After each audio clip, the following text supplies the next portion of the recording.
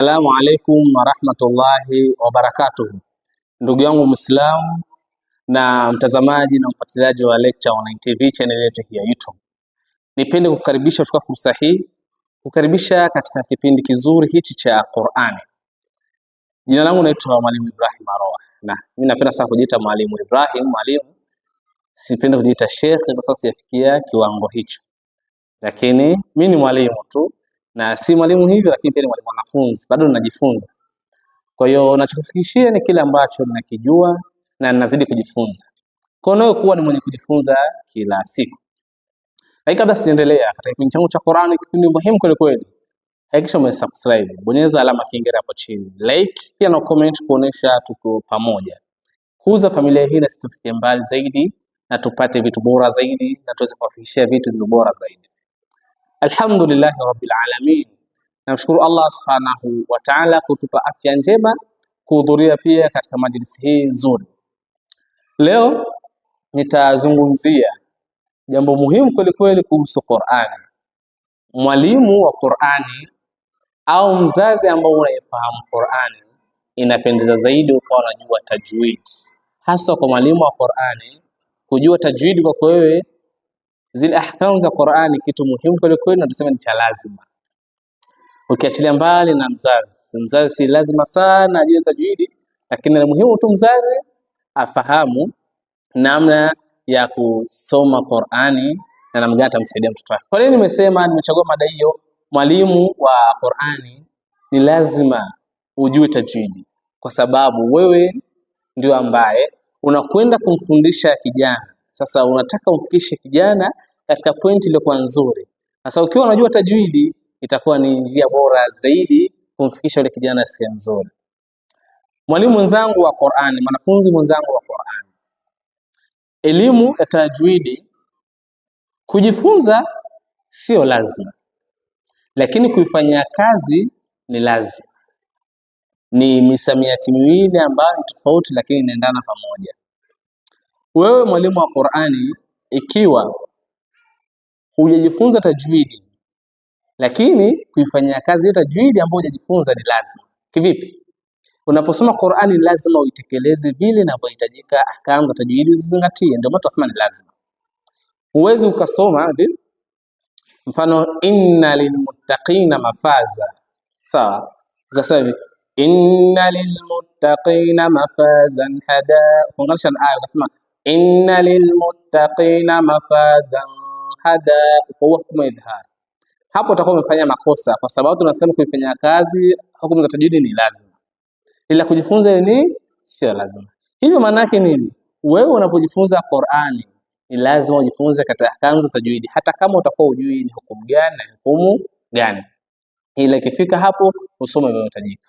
Nirudi kwa mwalimu sasa. Mwalimu wa Qur'ani, nimesema tajwidi ni kitu muhimu sana ukaifahamu. Ni kweli walimu wengi somo la tajwidi tupigia chenga, na kwa yule ambaye kapitia kasoma either diploma walimu wa Qur'ani, kasoma either certificate yote tu, kasoma kozi ya walimu wa Qur'ani, kuna kozi ya tajwidi ni lazima uisome.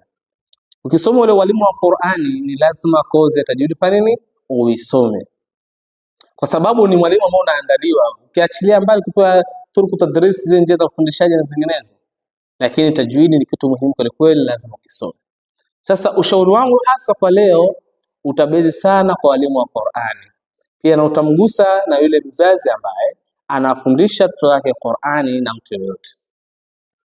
Mwalimu wa Qur'ani, tajwidi itakusaidia wewe kupunguza yale makosa ambayo yanatokea wakati unafundisha mtoto Qur'ani. Unapomsomesha mwanafunzi Qur'ani, ukafika sehemu ambapo kata aya wewe unaisoma aidha umetokezea unaweka nayo au umeikosea, ikiwa unajua ahkamu za tajwidi, basi inakuwa ni rahisi wewe kujicontrol na kwenda nayo. Lakini ikiwa hujui ahkamu za tajwidi unafundisha, almuhimu tayari umeshafundishwa, mashallah alhamdulillah, hapa inasomeka hivi, hapa inasomeka hivi. Ukikosea inaweza kushinda kujicontrol. Lakini ukiachilia mbali kukosea, kuna hali inatokezea. Mwanafunzi ni mtoto ambaye anakuwa na vitu vya kuchallenge sana, au ni mtu ambaye anataka kuchallenge. Kwa bahati mbaya unakuta unawafundisha watu wazima, na mtu mzima yule ambao unafundisha anakuta kuuliza maswali, na mimi nishatokezea nafundisha watu wazima online sana, alhamdulillah, wananiuliza swali. Kuna madam mmoja kwa anafundisha Qur'ani yuko Oman, yeye kuna kila aya anakuuliza maswali ahkamu za tajwidi. Sasa ikawa mwalimu ufahamu ahkamu za tajwidi, anakuuliza kwa mfano tule hapa aya inna lilmuttaqina mafazan hadaiqa. Je, mwalimu ukiunganisha hapa aya unapata hukumu gani, unasomaje? Kwa hiyo ikiwa mwalimu sasa ufahamu, itakuwa ni changamoto na ni challenge kubwa sana kwa wewe. Hii itapunguza heshima kwa wewe mwalimu kwa mwanafunzi wako, atakuona mwalimu ni hopeless, atakuona mwalimu wewe si kitu.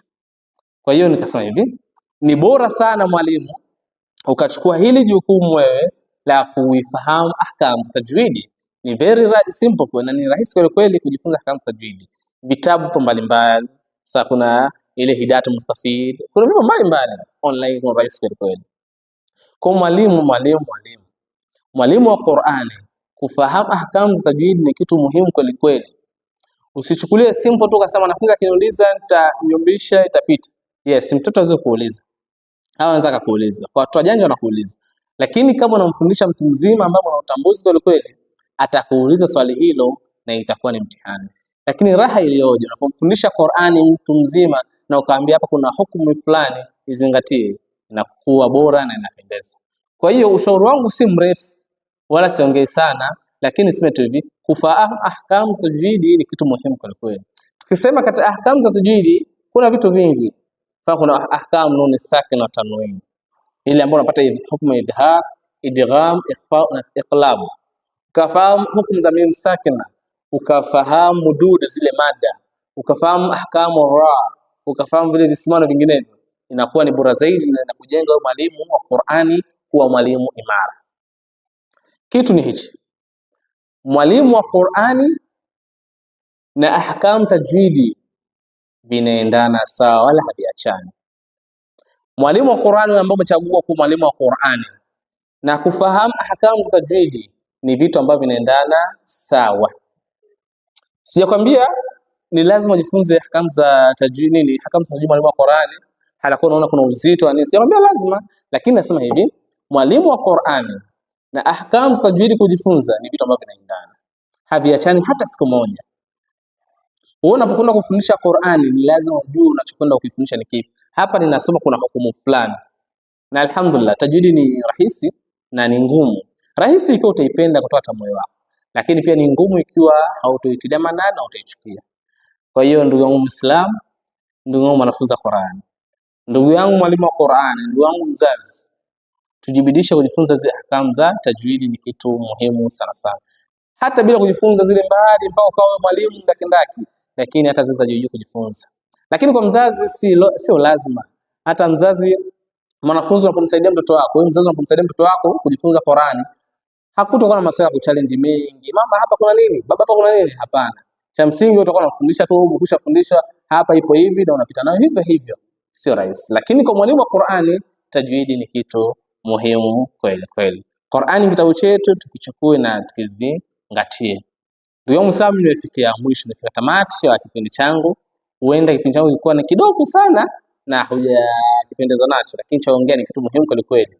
Jifunze tajwidi mwalimu wa Qur'ani ili uweze kufikisha maalumati katika hali iliyokuwa nzuri. Tajwidi sio ngumu. Na mimi alhamdulillah najua na nazidi kujifunza kila siku niweze kuongeza ujuzi. Wapo mfano kuna wengine Daktari Aiman na Imani, kuna vitabu mbalimbali, pita mitandao utakuta na utapata vitu bora zaidi. Kufikia hapa nimefika mwisho, lakini kabla hujakata video yako, kwa wale ambao wanapenda kujifunza dini ya Kiislamu, masomo ya dini ya Kiislamu, kujifunza ujasiriamali, usajili wetu wa Mahad Abu Ubaida unakamilika ni tarehe 4 ya mwezi wa 6 inshallah, siku ya Alhamisi ndio mwisho. Baada hapo tutaendelea. Usajili huu ni wa awamu ya pili.